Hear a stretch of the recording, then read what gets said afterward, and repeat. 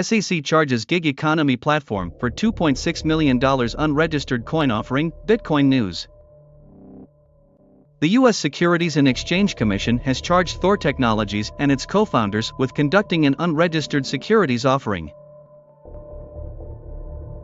In 2018, the company minted and sold tokens to raise funds for its gig economy platform, the development of which had not even started at the time.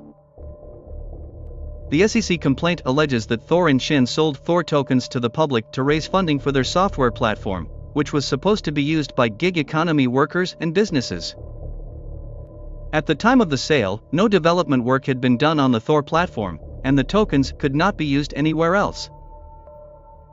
The SEC is seeking injunctive relief, the return of allegedly ill-gotten gains plus prejudgment interest, and civil penalties. A second complaint alleges that Matthew Moravec was also engaged in the unregistered token offer and sale. He has agreed to settle with the SEC and to the entry of a judgment ordering him to disgorge $407,103, plus prejudgment interest of $72,209.45, and pay a civil penalty of $95,000.